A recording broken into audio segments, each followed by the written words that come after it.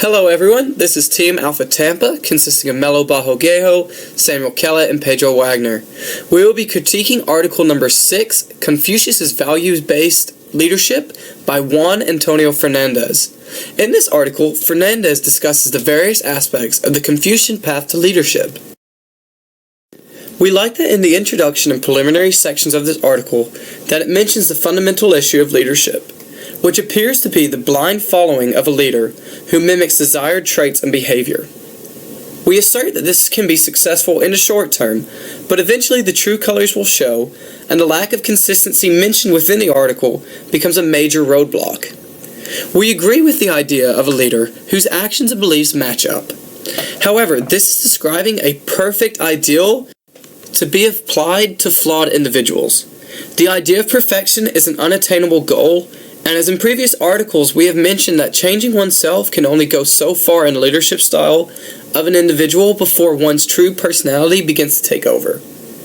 We believe that Confucius gives the proper requirements for achieving this, however, and that self-cultivation is ceaseless, meaning that one can always strive to better themselves no matter the age or level that they reach. We also believe that the two aims flow very well together and are listed in proper order. It must first become an internalized message and way of life before one can truly change the outside world. In speaking on the first aim, which is individual perfection through self-cultivation, we as a group fully agree with this status. We believe that one must be able to fully embody these truths in order to adequately affect those around them. We believe that the idealistic process to cultivate qualities of Confucian leadership is very difficult to replicate in real life. We believe that the attributes of careful thinking, speaking, and acting are essential to being a good leader.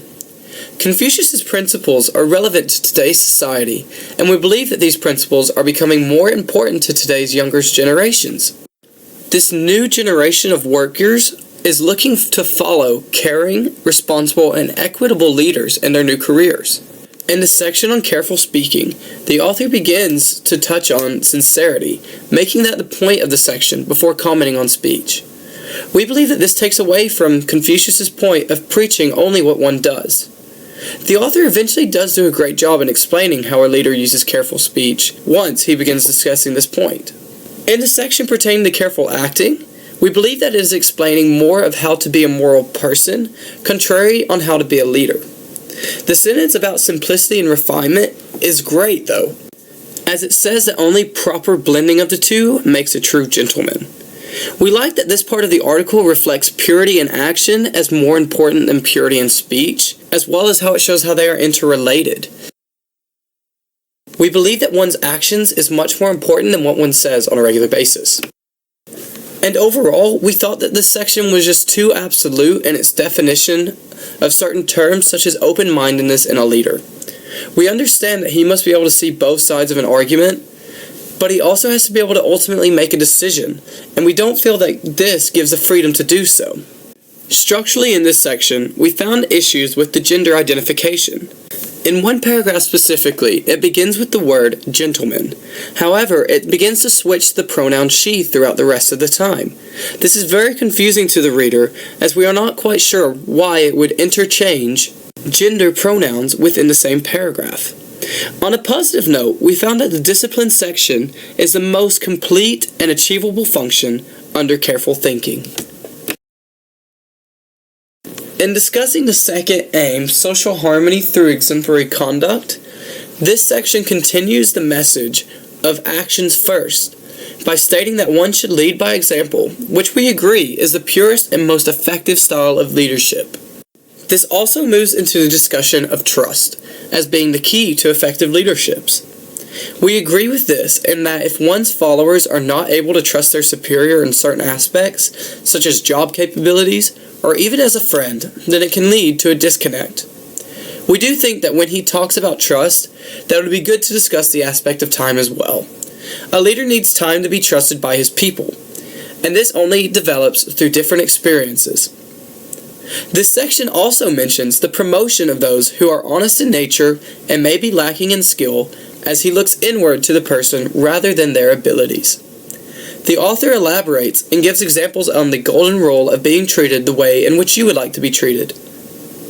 This is once again a very ideal concept in theory, but is very difficult to carry out in reality. Furthermore, when he talks about a virtuous leader, he mentions that if a leader does this in a certain way, he will always have a good result. As a group, we think that this is not always true though.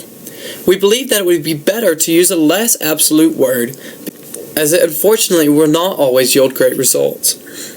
In the section labeled value-based leadership, we believe that it is fairly repetitive of that of the virtuous leader. It goes into greater detail but reads the same message and concept as previously presented. We did enjoy Figure 2 as it shows that values are connected to attitudes which result in behaviors. We believe that this is laid out very well and is easy to read, giving a great visual representation of the concepts presented. We like that the relationship between kindness and justice is discussed, and how they must be used together in order to create a successful system of leadership and strength. The conclusion is a great way to summarize the ideas of Confucius, and we like how it correlates the basic needs of humans to how a leader can help provide a way in order to achieve purpose and meaning in one's life.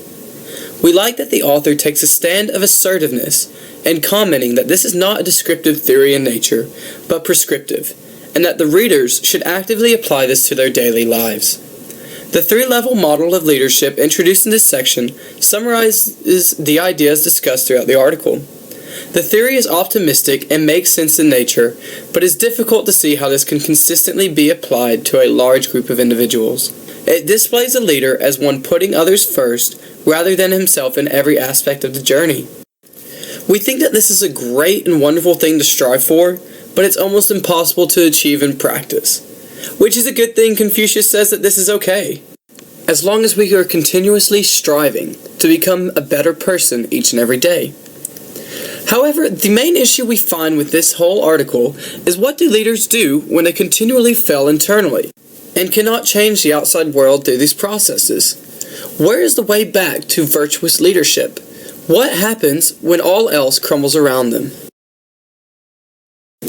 In an overall critique of the article, we think that it is good that the author cites many others, and that this strengthens his words. Within the article, it inconsistently switches gender within the same paragraphs, beginning with he and him, and switching to she and her.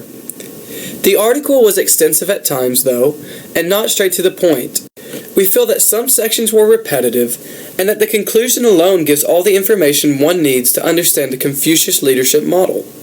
As previously stated before, this model can be viewed as too theoretical or not realistic, being that its main goal is to become the perfect person. Confucius does realize that this is not entirely possible, but says that as long as one is striving to become better, that they are benefiting themselves and those around them. The problem that we find is that in our society, people know what they should do to be a better person, but they choose not to. They make mistakes, and that is simply human nature. Overall, we will say as a team that we did enjoy this article, and that we see many positive things that we can use in our own lives. On behalf of Team Alpha Tampa, we hope that you have enjoyed this critique, and have a great rest of your day. Thank you.